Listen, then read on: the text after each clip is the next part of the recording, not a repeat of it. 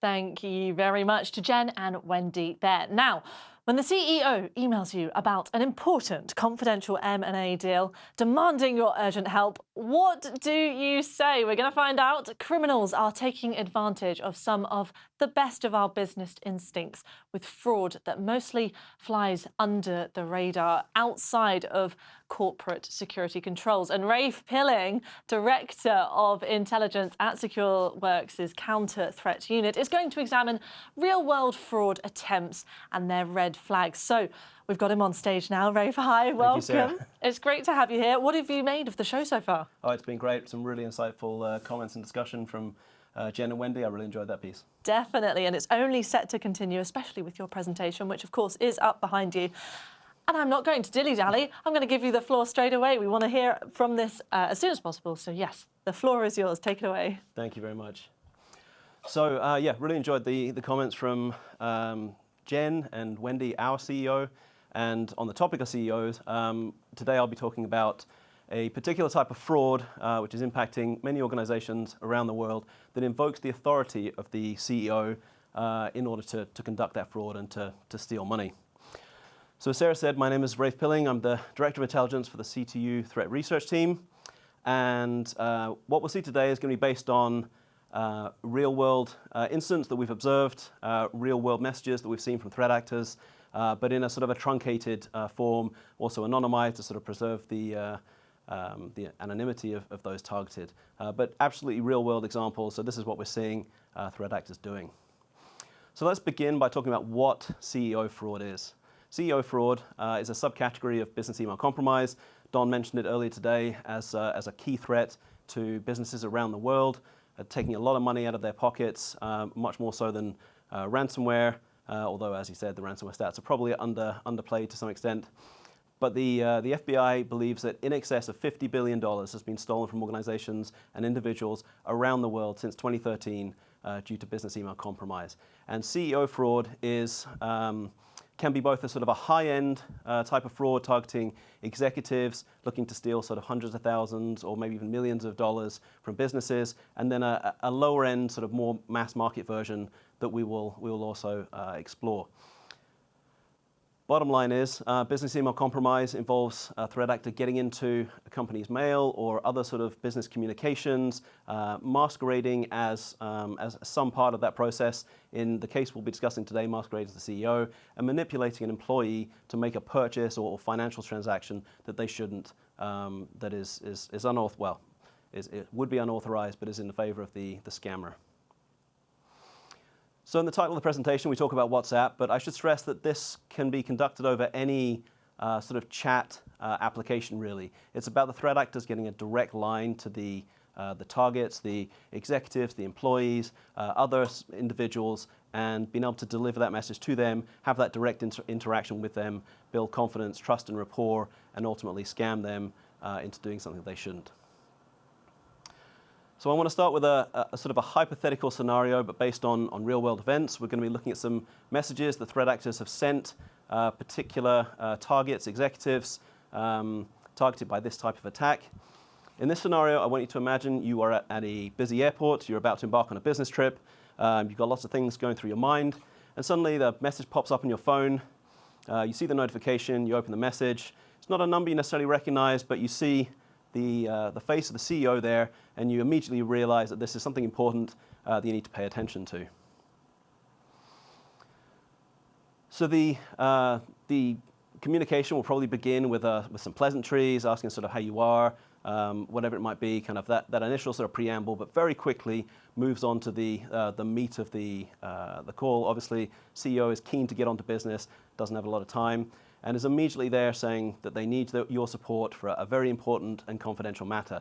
And also talks about, on my arrival, suggests that they are traveling, and this also kind of plays into the overall scenario of making them unavailable, as well as making it seem like this is a big deal, and this is something that they'll perhaps be physically meeting up with you for in the not too distant future, but is absolutely a real thing. They also emphasize confidentiality. You can't talk to anyone. It's very important that this all stays very, very secret. They then go on to introduce additional parts of this scenario. Particularly, they've been working with a law firm, and they'll cite a real lawyer at a real law firm that focuses on, in this case, acquisition of foreign companies. They talk about how this is a great opportunity, and it will give us an edge over our competitors. And this is just the sort of thing that an executive probably wants to be involved in.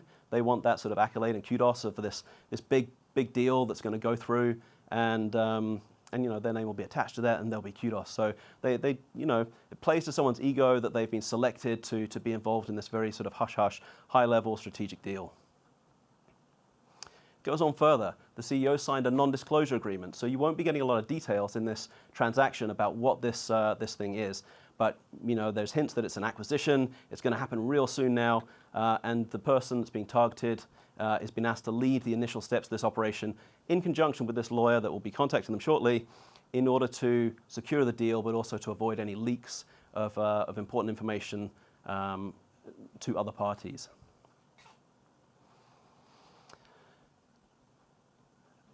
Continues to stress the need for sort of confidentiality, secrecy, isolating the individual. They don't want that person to reach out to anyone else to try and verify what is being discussed.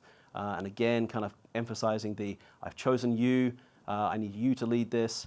This is about you and this very select group of people that will be involved in this transaction. It is a very plausible scenario when these sort of deals are occurring.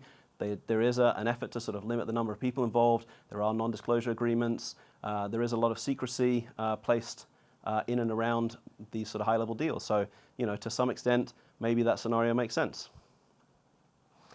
Now, this is where it gets interesting, and this doesn't happen in all cases, and we'll see a simpler case in just a minute.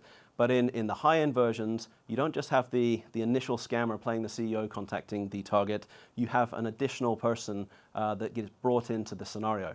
So in this case, a fake lawyer is invoked. The initial scammer says that they'll be sending a message to the, quotes, real lawyer.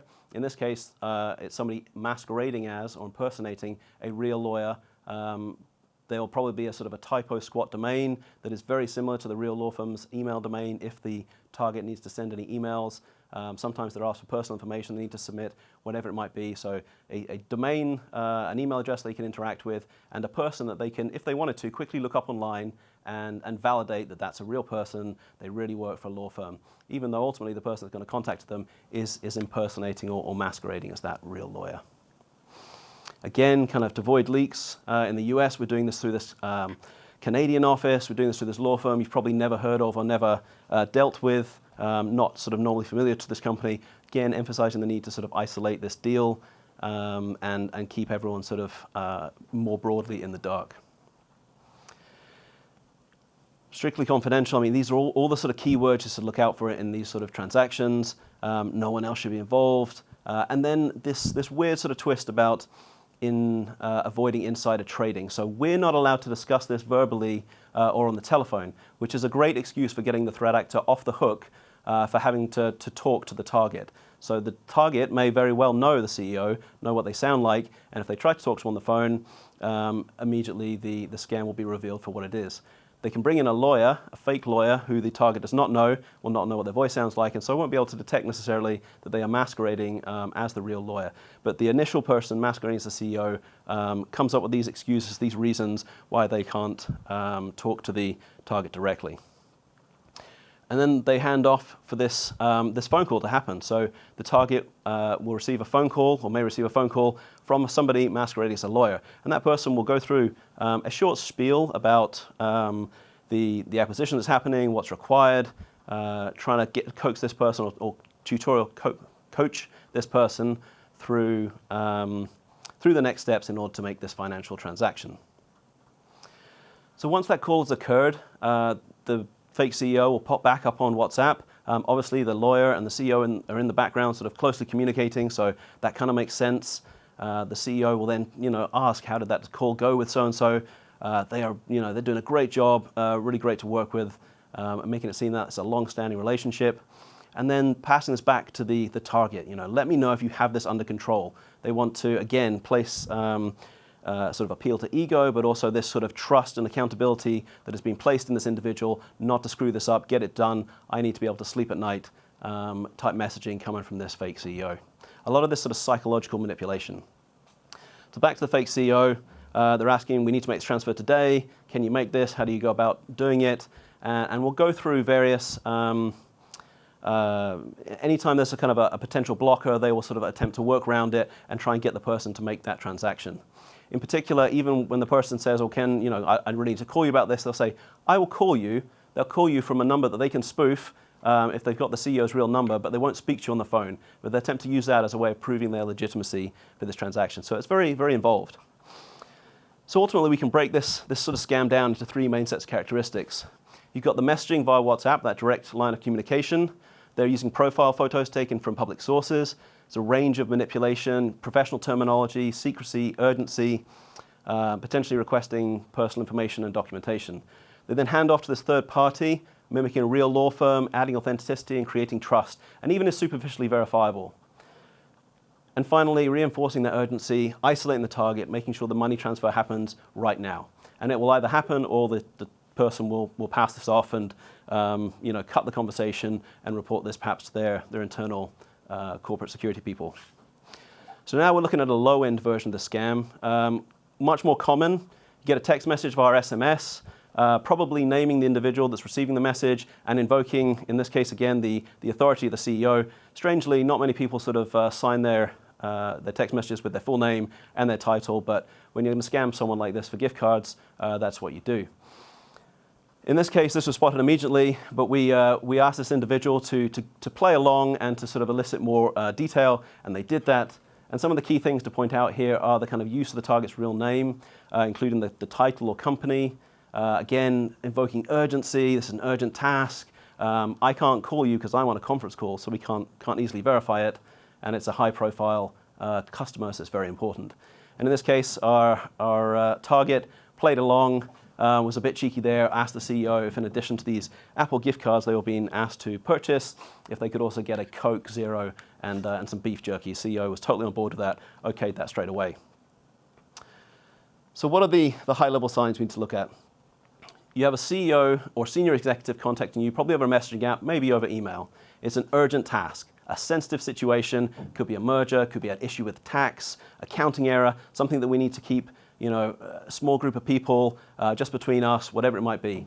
May involve a third party in some cases. There'll often be this demand for an immediate fund transfer outside of the normal process and avoiding attempts to validate the transaction through other means, a voice call, doing it later, whatever it might be. So some takeaways from this brief presentation. I want to emphasize the importance of raising awareness with employees, encouraging them to report fraud attempts. It's a great source of intel for your organization. You can see who's been targeted and how. Obviously have robust financial processes for fund transfers and avoid any corporate behaviors that might enable this type of a fraud, like attempting to do business like this over chat clients, whatever it might be. So I hope you found that informative. Thank you for listening today. And Sarah, I'll pass back over to you. Thank you so much, Rafe. That was amazing. Really, really interesting, and definitely a deeper insight into everything in this space right now. So yeah, really, really appreciate it. And of course, we have got plenty more in store for you, as you know. But let's go for a quick breather, and then we can dive right back in again. So don't go anywhere.